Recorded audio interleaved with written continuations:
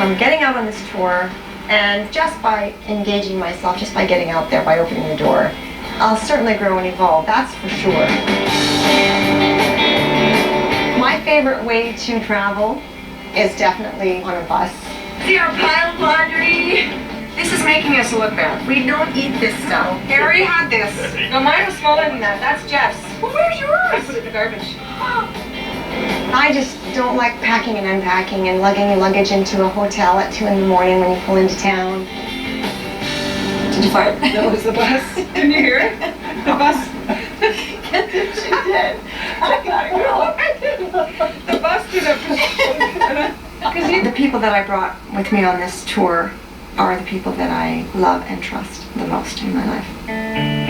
My sister Carrie Ann was on tour with me for a long time. She's always done so many things on her own, and I want to be there to just be support for her. Jeff and Carrie, how long have you guys been married now? 94? 17 years? Almost? Jeff's my brother-in-law. It was 93. It was 93. Sorry, 17 years, yeah. He's not staying. Off the bus, you didn't pass. Fred is my sweet man. Fred was my good friend's husband. The same friend who betrayed me with my husband. I didn't want to believe it was true, you know, that they were having an affair on us. When I found out, I went right into shock. The person to comfort me was Fred. Good. I should have got the role for Miss Congeniality because he's been through the exact same thing. Fred was safe. So it was a really beautiful and perfect friendship. We really helped each other through the whole process. We had so much in common, you know.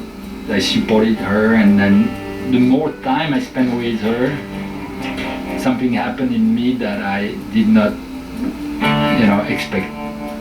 I fell in love with her. That's when I said, whoa, I'm not falling in love. I don't want love.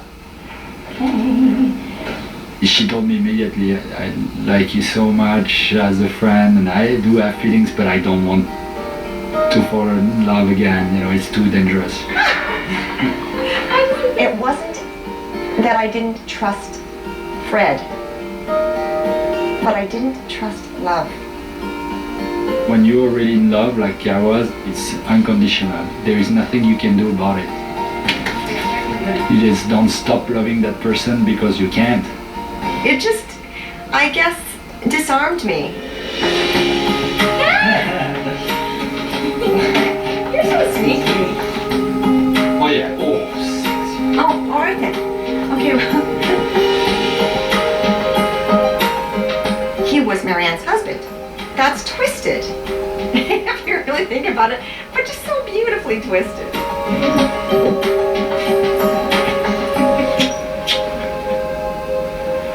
Oh, isn't it beautiful? Can you see all the pink sky? what a great shot. Fred loves to film and take pictures of me.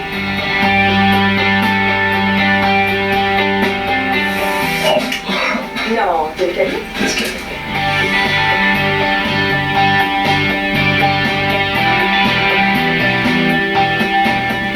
Your job is to be on beauty patrol. That's my mission. And we just want to be together, basically. She's so beautiful. She's really a true angel, that's what I think.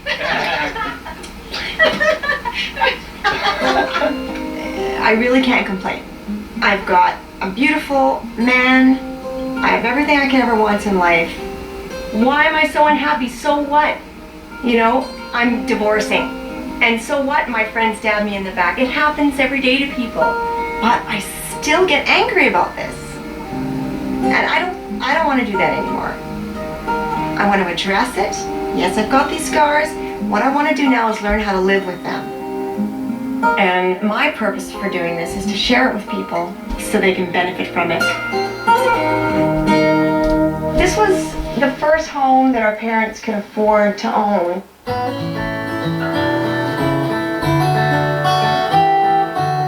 These are still the same cupboards. I can't believe it. They lasted. I don't know what brand they are. Not until we were teenagers were they able to afford to buy. They were, for the first time in their lives, much more financially stable. They were paying their mortgage every month. They had a small business going. By most people's standards, they were still living very modestly. But there were no more pressures and struggles, I would say, to make ends meet. I mean, this is a much fancier house than what we lived in. This was Carrie and I, with the little wall between us. The ceilings were like this, Fred. Just like that. Wow. It was great. I left home at 17 to join a rock band. So I lived in the house for about a year and a half. There was no more violence in this house. This house did not see domestic violence. Yeah, I financially things were a lot better, so there was a lot of stress lifted. Yeah. This house was the place where I sensed personally they were just getting on their feet. Yeah.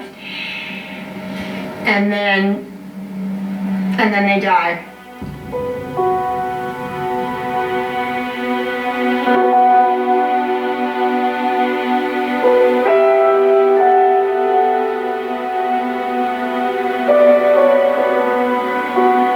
They got killed in a car accident, and that was the end of it. I was an 8 to 10 hour car ride away. They explained to me on the phone that they were dead, that they died in a car accident. And the most awful thing about that conversation was one of our brothers was in the accident.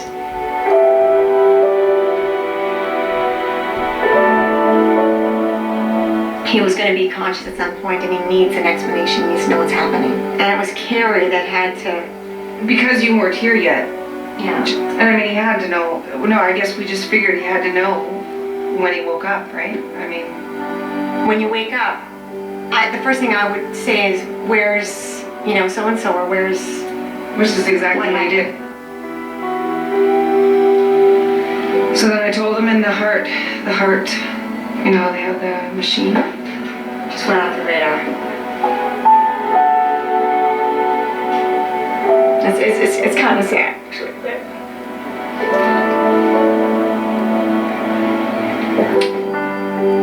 Sorry. If she didn't cry, I probably wouldn't. My fault, sorry. I'm good at not crying. I just remember that moment with Mark. I think that was my worst moment.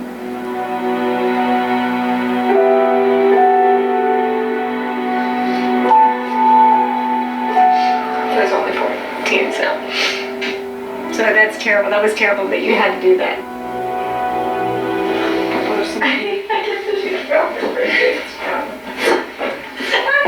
I'm wearing more mascara. I need it more than you do. Sorry, I tried not to do that, but... You have to laugh. You know what? You have to laugh when this stuff happens to you. We're not really that bad about crying, but you're worse than I am. And if you didn't cry, I wouldn't. I am a baby. Not that I wouldn't. Maybe I would, but I fight it all the way. I know, you're tough. I'm not tough. It's probably the weakness. It's probably a stupid idea. All through my life up until now, I've controlled how I've expressed my emotions. Not because I didn't feel them, I felt them very deeply, but I certainly suppressed how I expressed them. You try to be the strong and you don't always have to. It was an interesting It's not that I'm trying to hide anything. No, I know you're not trying to. You're trying to. You're not trying to. You just think you have to. Why do you fight it? If you see your sister struggling with emotions... Because I know we're going to be sharing it with the public. And I also don't That's want... what we want. Yeah, but I also don't want the public to think I'm a sap either. I wouldn't bawl. They're probably okay. No. Even though it's No, but whenever you see things on television and everybody cries this at is everything. real. It is reality. No, but that's real too. But that reality thing is too sensationalized and it bothers me. And I don't want to be sensational. But you weren't sensational. We're at our home where our parents died. You can We're talking about the phone call and we're talking about Daryl. You hear him crying in the background. Me going and telling Mark that his parents were dead. I mean, come on, how do you not have emotion with that? You have to. You were too much trying to stay in control, and that's I didn't go like Well, that's that. okay. It's only the beginning. We're going to do but we're going to try to evolve through this whole process. Of course. I would prefer not to turn into a babbling idiot. And you won't.